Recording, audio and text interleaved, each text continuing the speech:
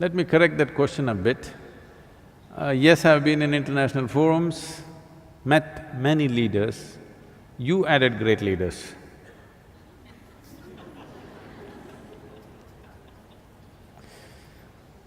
So, many leaders, not always so great.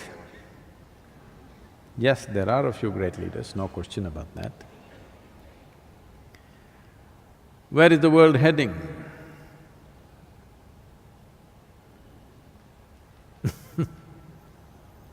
There are many possibilities because we have capabilities and technologies which no other generation could ever dream of.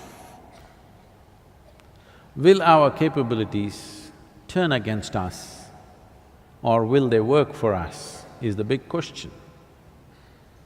If all the human capabilities which are so hugely enhanced because of technology, everything that an individual human being could do has expanded manifold.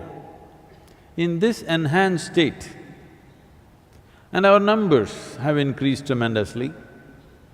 In the beginning of 20th century, we were just about 1.5 billion people. Today, we are 7.3 billion people. The United Nations making predictions that by 2050, we will be 9.7 billion people. If all these people get educated, get technologically empowered, 9.7 billion people or nearly 10 billion people on this planet is for sure going to be a disaster. Yes. We can make arrangements and arrangements, we can improve the arrangements, we can make more energy-saving machines, we can recycle the shit. Yes, we can do all this. But if we don't come to our senses with human populations, there's going to be… I want you to just imagine how the world will be if the population almost goes up by 50% tomorrow. Just imagine your town, how it will be if 50% population increases tomorrow morning. Or in other words, no matter what we create, no matter how much we strive, whatever we build, everything is going to be insufficient because the planet is going to be insufficient. Of course, we are looking at planets which could sustain life outside of this solar system. We have found 2, 3 very promising planets. It's just a little, not in the walking distance. A few thousand or a million light years away. Great planets, I believe. But this is the thing, but nobody wants to address this issue. Everybody wants to talk about cosmetic solutions, not address the basic problem of expanding human population. I was in a conference and I said, see, unless you reduce the human footprint on the planet, there is no solution for anything. Then they asked me a brilliant question, how do you reduce the human footprint? I said, you have to reduce the number of feet. That's the only way. So, right now, it doesn't matter what others think. All of you who are here and those of you who are hanging out with me, we can take it upon ourselves that we will not push the human population. You can have a dog. A husband and wife were having a debate whether to have a child or not.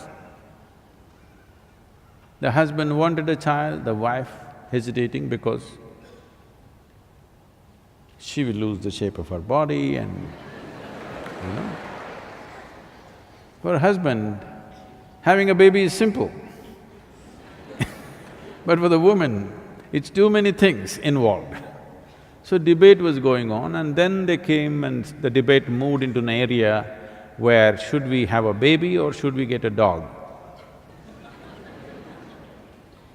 Then they could not decide, they went to a counselor. They put their problem in front of him. So he said, you got to just make up your mind whether you want to ruin the carpets or your life.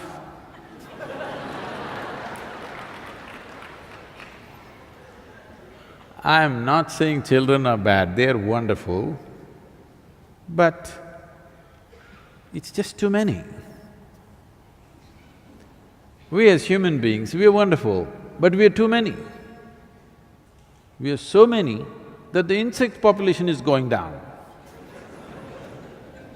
No, it's not a joke, it's very threatening. If the insect population disappears, the planet will be destroyed. Yes, the worms disappear, the planet will be destroyed. If you and me disappear, planet will flourish.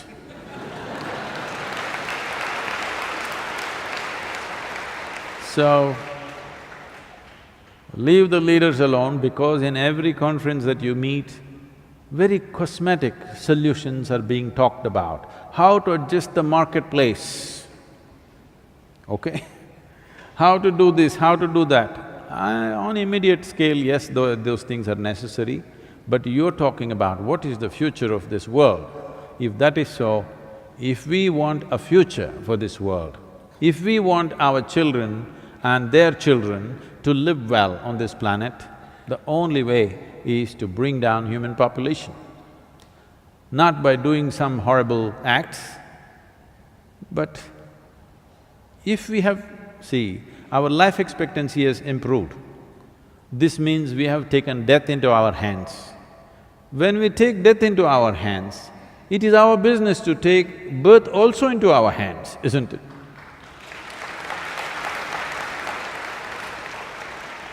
If we convince the population of this one thing, future is very bright because tomorrow morning the sun will come up, what's the problem?